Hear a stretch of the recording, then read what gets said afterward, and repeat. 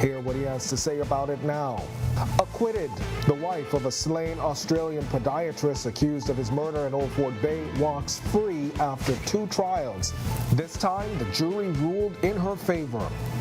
Straw market vendors are back in the news. They can't seem to get government's attention over a rotating shift system. Our Jamila Mizik is on the story tonight.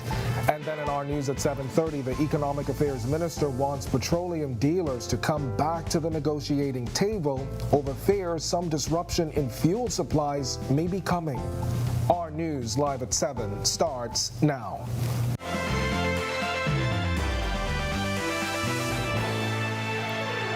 Welcome to our news live at 7. Thanks for joining us tonight. I'm Kendino Knowles. Former Prime Minister Dr. Hubert Minnis weighing in on the Davis administration now agreeing to a deal with Royal Caribbean International to develop some 17 acres on Paradise Island. It's a deal that the current administration strongly objected while in opposition. Our Megan Shepherd spoke one-on-one with the former leader earlier today, who says the deal appears to have simply been altered. Former Prime Minister Dr. Hubert Minnis calling this new deal between the Davis administration and the Royal Caribbean International a watered-down version of what was originally proposed when he first led negotiations. Land was involved, but it was Bahamian, there was lease land, and at the same time, the cruise, the ferries, was going to be owned by a taxi union, financially supported by the government, in that they could have gotten the money grant from the special small business development center as well as loan. So the PM, what they're doing now is a roundabout turn. One of the major missing components, benefits for the island of Grand Bahama. They were going to create a new port, cruise port, near the existing cruise port in Grand Bahama, own the hotel also, and with the new port, the taxis and the tour buses in Grand Bahama would take advantage in that they can now transport tourists to the Port Lucaya area, so that Port Lucaya would have an economic boom, and to the hotel itself. A ferry service between Paradise Island and mainland New Providence was also excluded. The taxi unions were going to own the ferry, and they would have gotten financial support from the Small Business Development Center. So they were going to get both grants and loan. And we felt that with the taxi union owned it, he would have more Bahamians involved. Dr. Minnis adamant that he will continue to observe how this deal plays out and whether it benefits all Bahamians or just a select few. Reporting for Our News, I'm Megan Shepherd. All right, and major corporations, environmental organizations, and everyday citizens raising concerns over the multi-million-dollar development. We've got that story coming up in Our News at 7:30, but now Donna Vasili, the woman tried twice for the murder of her husband. Renowned Australian podiatrist Dr. Philip Vasili is a free woman tonight following her acquittal in an 8-1 verdict on Thursday night. This is the second time she stood trial for the March 24th, 2015 murder of her husband, who was found stabbed to death in the guest house of their home in Old Fort Bay.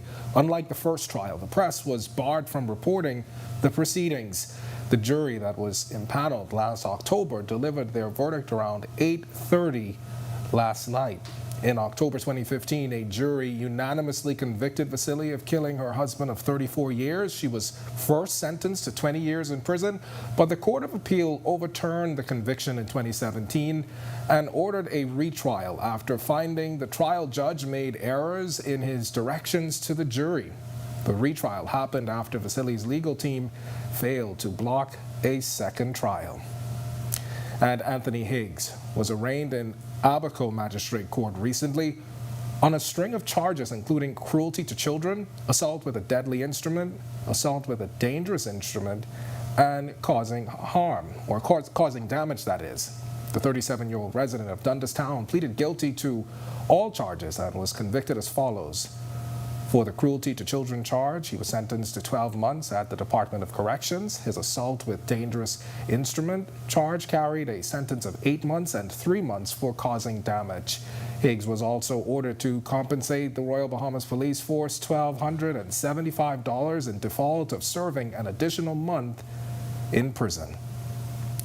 And another young man is dead tonight after police responded to reports of shots fired in the southern New Providence area early this morning. Our news was on the scene on Faith Avenue, where officer in charge of the Criminal Investigations Department, Chief Superintendent Michael Johnson, shared this. Sometime around 4:30 a.m., gunshots were heard in the area of Faith Avenue South. Police were summoned to this area where they discovered the lifeless body of a black male.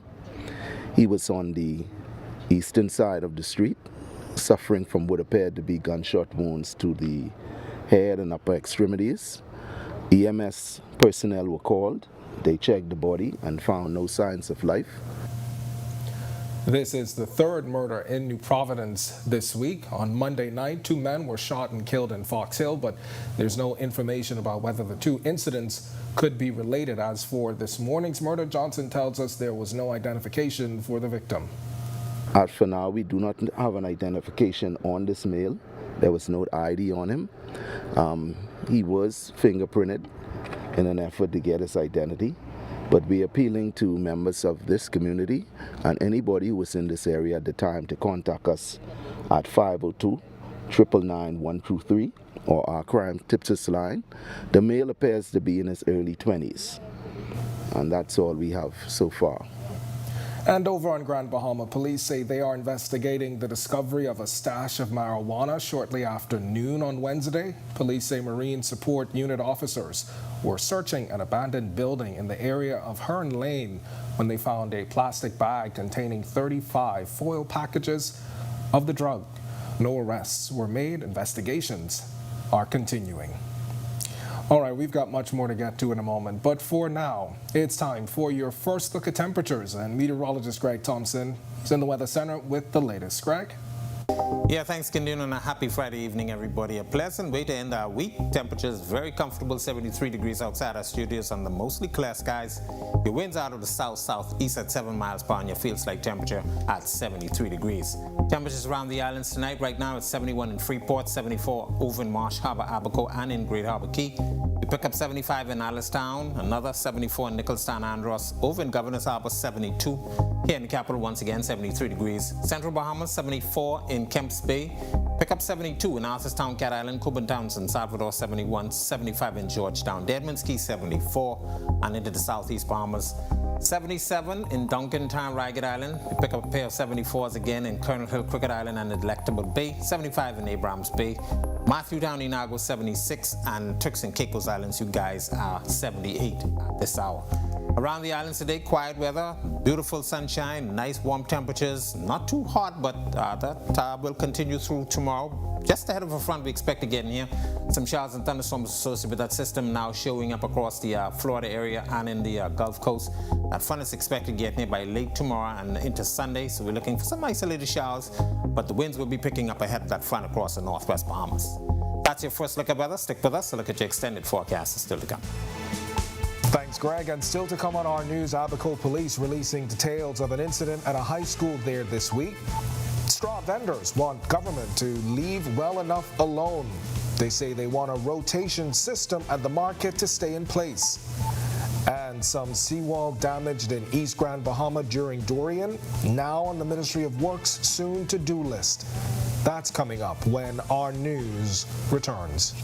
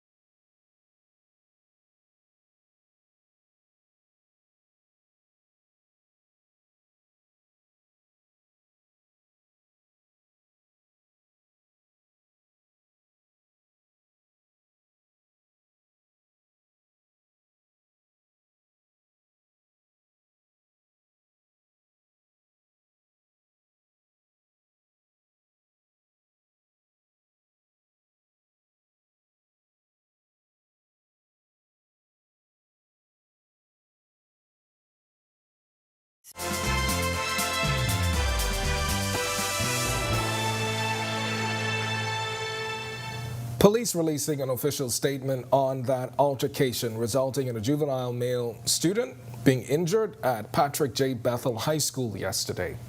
According to reports, it was shortly after 9 a.m. when 4 female students attacked a male student.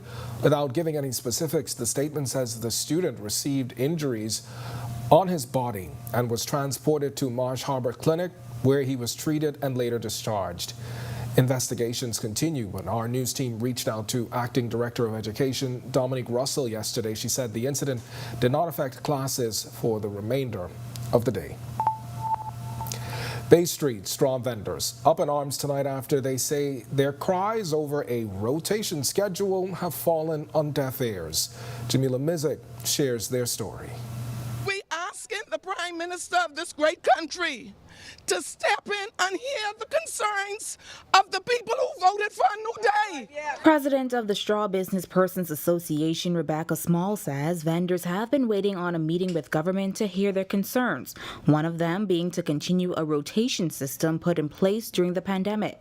It bothers me to hear my colleagues can earn from Monday to Friday, cannot earn $1.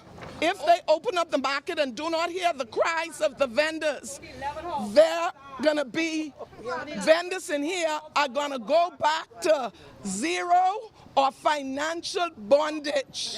She says a survey was conducted and the majority voted in favor of the rotation system. Let us remain on the AB system. It is better to pay $40 a week than to be working 7 days a week and then you can't make no money. Before the pandemic, we would have 5 ships out there and you don't even see the tourists. Thank you. Now that it's like this, everybody could say it's okay, they're making some money. I'm not only considering work, we need a time to serve God. The one day we have off, that Sunday we can go to church. For God's sake, Mr. Prime Minister, please give us our wish. We pay the rent for 3 or 4 days, we'll pay our rent. Please. But straw vendor Jan Cartwright is sharing a different view. She's a part of the 11 vendors who opted for the full opening of the market. From history, the market open 7 days a week. And that's the way it's going to be. Reporting for Our News, I'm Jamila Mizik. And now to our weekly Work in Progress segment. Some good news for the community of East Grand Bahama as work is expected to begin sometime next year on the main seawall in High Rock. Atalia Hall has more.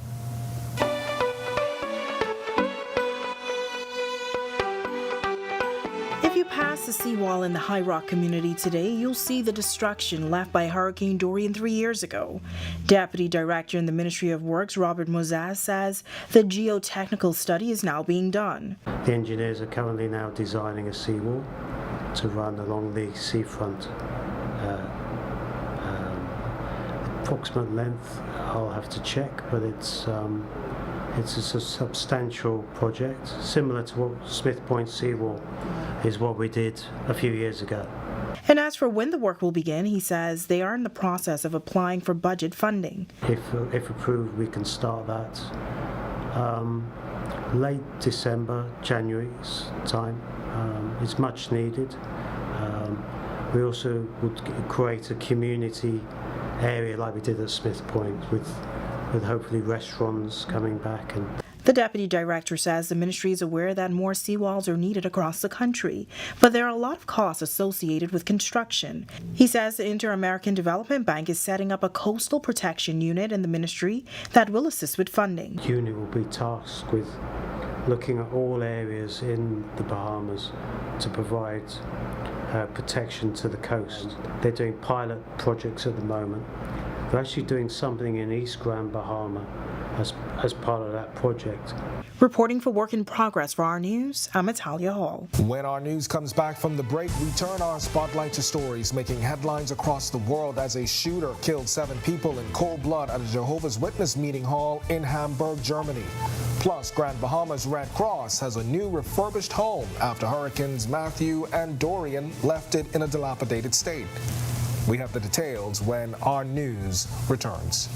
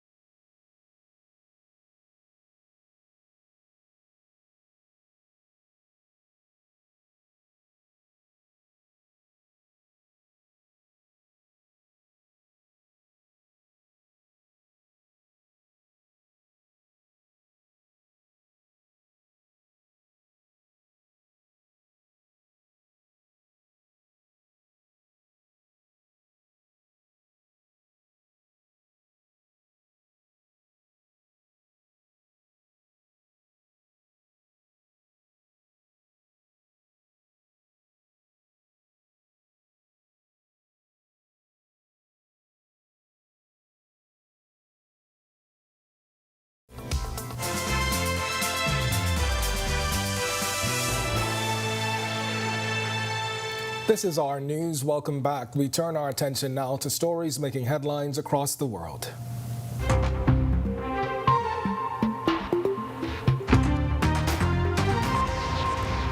Chinese leader Xi Jinping was awarded a third five-year term as the nation's president on Friday. This as severe economic challenges and rising tensions with the United States and other countries. The vote for Xi was 2,952 to 0.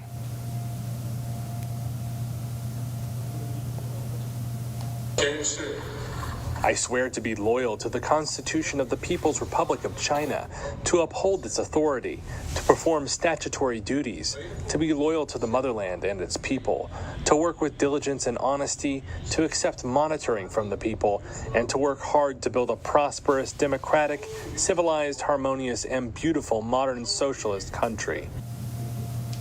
7 people, including an unborn baby, have been killed in a shooting at a Jehovah's Witness meeting hall in the German city of Hamburg. Police confirming the news, saying the gunman acted alone in Thursday's attack and later took his own life. His motives unknown. The suspect, named only as Philip F., is said to have had ill feelings towards the religious community of which he had previously been a member. Police confirmed that they had previously received an anonymous tip-off that raised concerns about the perpetrator's mental health, but say they did not have enough grounds to take away his gun at the time. And the union representing thousands of U.S. baristas plans to urge Starbucks investors to support a shareholder proposal for an independent review of the coffee chain's labor practices. That's according to a letter from Starbucks Workers United, seen exclusively by Reuters. The fight between labor and Starbucks has become increasingly frothy, with both sides alleging the other is not bargaining in good faith. Starbucks workers have filed more than 500 charges against the company with the National Labor Relations Board, which has ordered the company to reinstate 22 fired employees, including some union supporters. And authorities in Haiti say they have identified new suspects in the July 2021 killing of President Jovenel Moïse, including a pastor and well-known gang leader. A police spokesman said in an interview Friday that warrants also have been issued for 8 police officers. He says none of the new suspects have been arrested, and it wasn't clear what alleged roles they might have played. He identified the gang leader as Vitelhom Innocent, leader of the Crazed Barry gang, which roughly translates to breaking barriers. He's also sought by the FBI, which accused him of helping kidnap 17 U.S. missionaries in October 2021. Another 11 suspects are in U.S. custody, including a former Haitian senator and other key players. And finally, the Guyanese government says it is currently in talks with several big companies in the energy sector to train some 500 Guyanese women to operate heavy-duty machines in the mining and oil and gas sectors. President Ifran Ali said the future undertaking would allow the participants to earn an average salary of about $1,700 US. He says more than 70% of students currently studying through the Guyana Online Academy of Learning Scholarship Program are women. This segment of the news is brought to you by H.G. Christie. List your home in Grand Bahama with H.G. Christie. Visit our new office in the Port Lakaya Marketplace. H.G. Christie, celebrating over 100 years of service. The Bahamas Red Cross in Grand Bahama getting a new building after 60 years, and it's thanks to help from the Canadian branch. The building, which was significantly damaged by Hurricanes Matthew and Dorian, officially opened last month. GB Red Cross Administrator Stephanie Barr explaining some of the new features of the building. It's in two buildings. We have in our first building, we have the warehouse and the kitchen, and then we have the admin building where we are now. And there's a proposed multi-purpose building that is supposed to come on streams. Now, next on the agenda is a new multi-purpose building, which they say will greater assist with their community efforts. Our Talia Home, she's got the full story coming up at 7:30. Still to come in our news, today in history, find out interesting facts about the day that was March 10th. Plus, Greg is back with your extended weather forecast. And then in our news at 7:30, the moving story of a family member who suffered a huge loss to colon cancer. Hear how early detection can add years to your life. That's coming up when our news continues.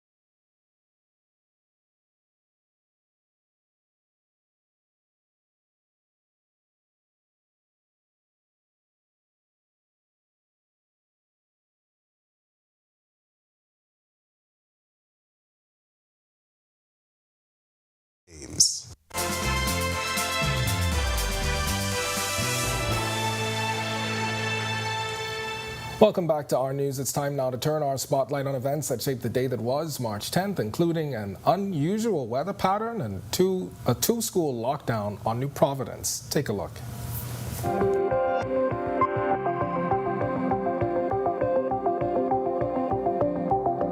Day in Bahamian history, in 2012, forecasters were monitoring an unusual weather pattern that saw a longer winter that led to hotter and drier conditions in the Bahamas. And it turns out that the weather phenomenon La Niña is causing the unusual weather patterns. Now, if you're thinking that term sounds familiar, it's the counterpart to El Niño, which first gained recognition nearly a decade ago due to its extensive effects on weather along the North American coastline. Then in 2020, two schools on New Providence were put on lockdown.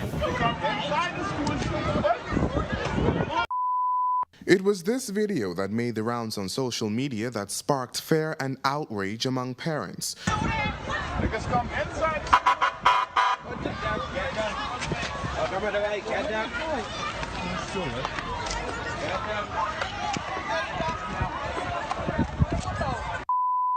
According to Chief Superintendent Solomon Cash, shortly before noon Tuesday, police received information of two armed suspects in a vehicle on Palm Beach Street. Also in 2020, a massive blaze at the rear of the police internal security division, leading to billows of smoke for about a half a mile. Police, who were trying to keep curious onlookers away, said 50 vehicles were on fire. Then in 2021, the Bahamas received its first batch of COVID-19 vaccines. 20,000 doses were secured through the COVAX facility and landed at the Lyndon Pindling International Airport on a flight from Newark, New Jersey. One of my happiest moments, other than this, will be when I can say, Jonquenois, friends, colleagues, get ready for Christmas. Let's rock and roll. Thank you very much. God bless you.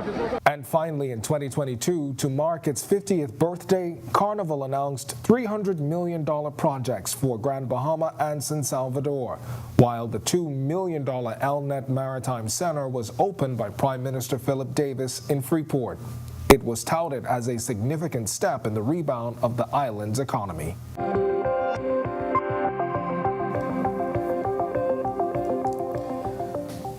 All right, to watch that historical recap again and for all of today's top stories, visit ournews.bs. It's going to do it for us in News at 7. Joining us now is Italia Hall with the latest headlines. Italia? Yes, Ken, thanks so much. Well, petroleum dealers told to come back to the negotiation table, and why environmentalists are sounding the alarm over a proposed RCI deal. Tonight on Our News, petroleum dealers told to come back to the negotiating table as nationwide fears grow of an interruption in fuel supply. And a doctor accused of rape gets to spend 12 years behind bars for his crime. We have the details. And a growing tide opposed to the Royal Caribbean deal by Royal Caribbean on Paradise Island. We've got the latest. And later is Colon Cancer Awareness Month. The touching story of family members who lost a close relative to the silent killer. Our News Live at 7:30 starts in a moment. Hey, Queen. Hey, Queen. Hey, Queen. Sister. Girl, you've done it again. You are constantly raising the bar for all of us and doing so flawlessly. You do know that you're that girl, right?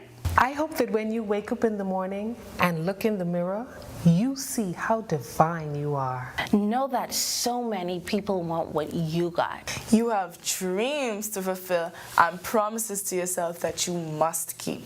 I know at times you feel underappreciated and misvalued. Trust me, we've all been there. So it's necessary that you can count on yourself. So don't go seeking perfection. Extend yourself a little grace. Don't be afraid to celebrate the little wins as much as the big ones. You, Miss Thing, are courageous. You are dynamic. You are principled. So, baby girl, remember, respect is a minimum. There's a sweet justice in knowing that the path you're on was designed for you and you alone. Doing right by yourself never goes out of style. Everything about you is majestic and a force to be reckoned with. Trust me, people are paying attention. You are special and worthy of praise. Don't shy away from it. You don't have to get your groove back, because guess what? You never lost it. It's important to rest. Make sure your hustle doesn't get in the way of your health. Girl, take care of yourself. And the next time you want to second guess yourself, don't do it. So pause for a second right now. Relax, relate, and release. You are needed. You are appreciated. Girl, you make me so proud. And I love you. Remember, You are 100% that queen. Oh, yes.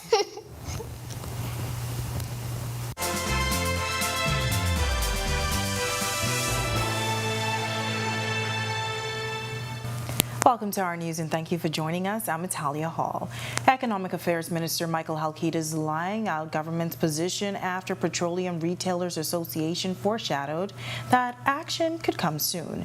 Speaking in the Senate Thursday evening, Halkida is saying government is sympathetic to the association's plea. Berthany McDermott reports. We have made it quite clear, and I've done so in the meetings and I've done so publicly, is that the government of the Bahamas is not minded to take any action that will lead to an immediate increase in the price of gas at the pump. Economic Affairs Minister Michael Halkida is making the government's position clear after the Bahamas Petroleum Retailers Association held a meeting Wednesday saying they reached an agreement on action they will take in response to the lack of response from government. The association is requesting a change in the margin which dictates the level of profits they earn. Retailers earn 54 cents on a gallon of gasoline. Wrapping up the mid-year budget debate in the Senate, Halkida has invited the association to continue the discussion. It's a difficult environment for everyone. The environment is improving, but I'm sure they would say and they would concede that the government has not been deaf to their pleadings and that we have not been inactive. But on this point, given a margin increase that will lead to an immediate and direct cost of gasoline at the pump, there's no other way to say it, there's no way to dance around it. The government of Bahamas is not prepared to do it. The association has not said what their action will look like. Halkida says the government is sympathetic to their plea. Let's talk. Let's talk. Let's continue the dialogue. There's always a way to come to an amicable solution without taking a hard position that comes across as a threat. That if we have been sympathetic to their pleading and we've taken certain action that has brought some relief, and where we can, we'll continue to do so. But reporting for Our News, I'm Berthany McDermott. All right, thanks, Berthany. Well, a doctor sentenced to 12 years for rape could be freed in 8 years for good behavior. The sentence for 52-year-old Dr. Gerald Forbes follows the rape of a woman 13 years ago and takes effect from September 16, 2012, the date of his conviction. The jury found that Forbes raped the then 20-year-old woman in the bathroom of an office in March 2010. The victim, now 32, testified that she worked in the same building where Forbes held a clinic on Carmichael Medical. She claimed that he asked her to answer his phone when he was away, but when he came upstairs with the cordless phone and opened the door, he manhandled her and raped her in the bathroom.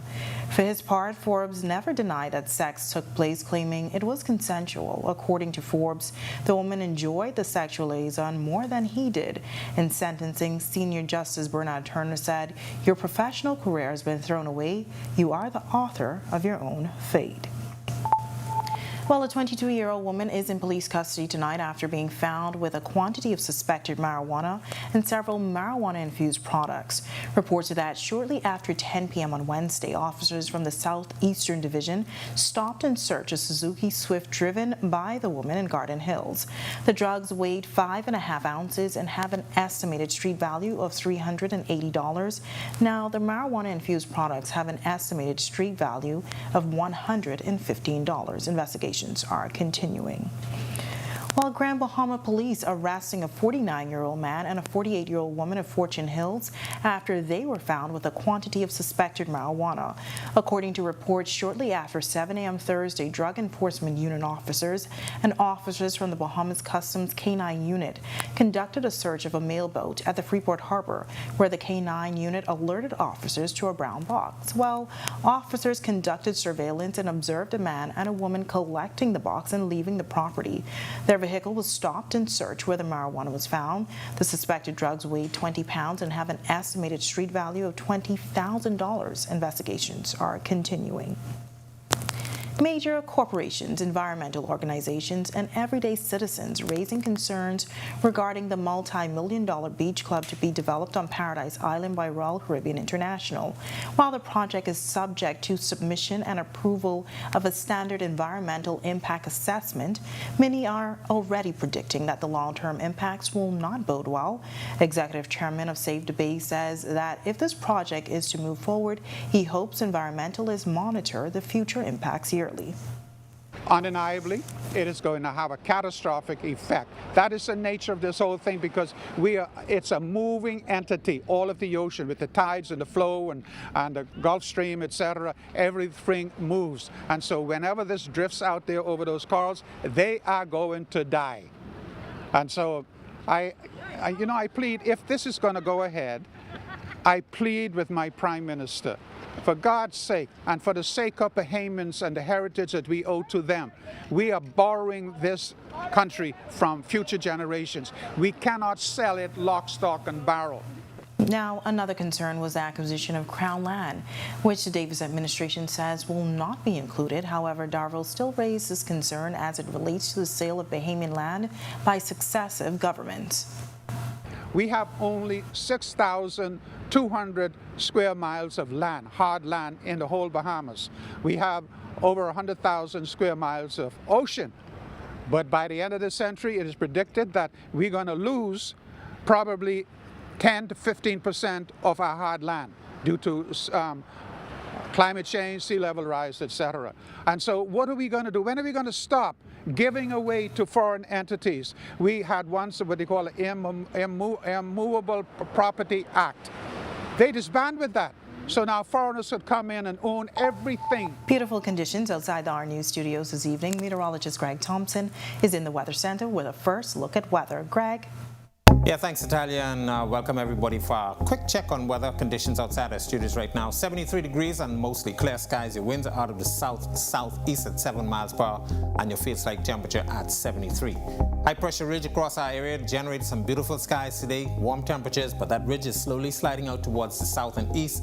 That's all ahead of a frontal boundary now, pushing into northern Florida. We expect that front to get near late tomorrow and into Sunday. A couple isolated showers expected with that system once it gets in here. That's a quick check on weather. Stick with us. Look at your extended forecast as to look up. Still to come on Our News, BPL's union feels left out after management at the power company called a staff meeting without their knowledge. We have reactions from the union's president. And has the shift system outlived its usefulness for the modern working mother? Hear what a group of panelists had to say.